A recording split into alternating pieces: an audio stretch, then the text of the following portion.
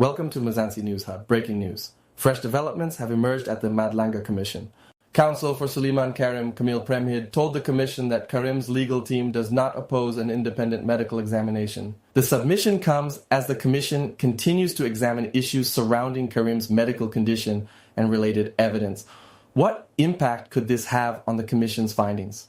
Stay with us as we unpack the latest courtroom developments. Subscribe to Mzansi News Hub, like this video, and turn on notifications so you never miss a breaking news update. Looked at 73 points. I think Commissioner Baloy has just said yes. Oh. When I made that, I think you should move on to another point if you are about to. Okay. Yeah. I don't want you in the end to say the hour was too short because of our engagement. Yes. Could I, all I'll say to Commissioner Baloy, if I may, is I know, Commissioner, you looked at 73.3.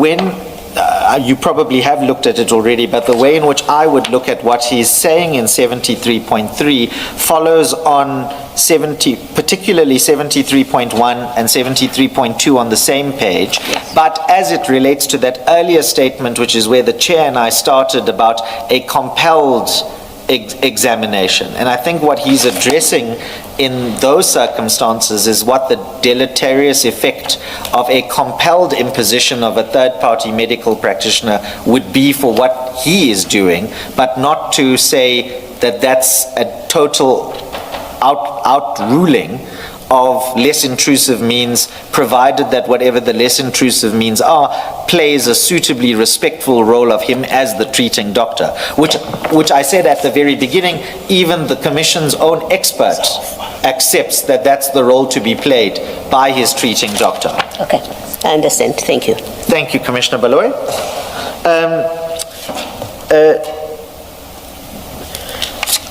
Just so that I was making the point about the authorities, and I now see it's 44 minutes, I'll be quick. And I took only 3 minutes at that time, please. Don't worry, I'm not going to ask for an accounting exercise between the commissioners and myself, but very quickly, if I may, the point about unchallenged medical evidence and proceeding in the face of unchallenged medical evidence, and you know I say that my client's doctor's evidence, when properly understood, is unchallenged. That point is made by the same authorities relied on by our learned friends. So for example, at paragraph 16 of the Hyatt case, which can be found at pages 6 and 7 of their authority bundles, that point is made. That point is also made again later on in that paragraph, in that judgment at paragraph 32b on page 12. And interestingly, it says it would be wrong for a committee which has the livelihood and reputation of a professional individual in the palms of its hands to go with a hearing where there is unchallenged medical evidence that the individual is simply not able, and I'm using the word able to not use the word in the quotation, to withstand the rigors of the disciplinary process. And why I emphasize that is because you know the position taken by my client is that the secondary evidence, the CCTV footage, the geolocation data, even their own doctor's report, doesn't challenge the medical evidence properly in the way that the medical evidence is in front of you. I'm not sure that that's a good point because I think at the last appearance, you strongly oppose any idea of an assessment by an independent doctor. So on that basis, there can be no question of us having a report by a doctor challenging what Mr. Carrim'S doctor says.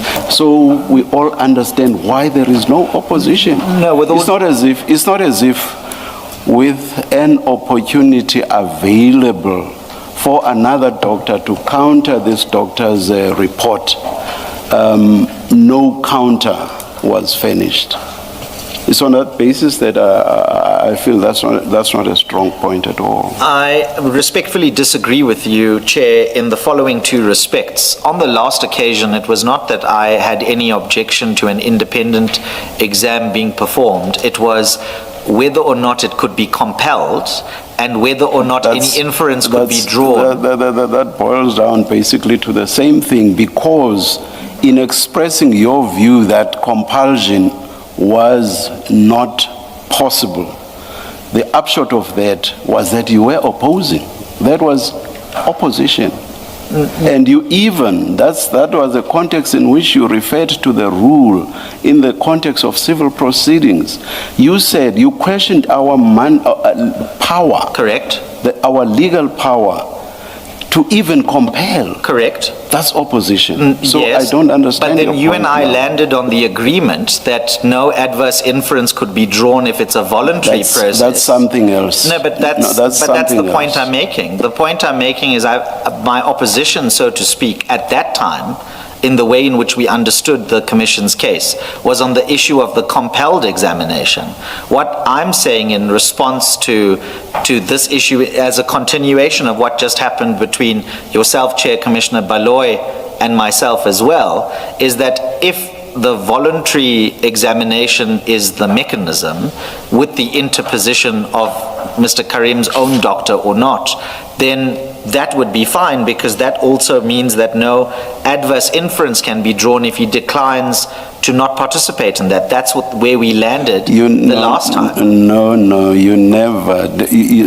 I accept that today you have made the point that in principle there is no objection to this happening, but that's subject to instructions being, or rather your instructing attaining, finding out what the position will be in terms of an acceptance or otherwise of the assessment.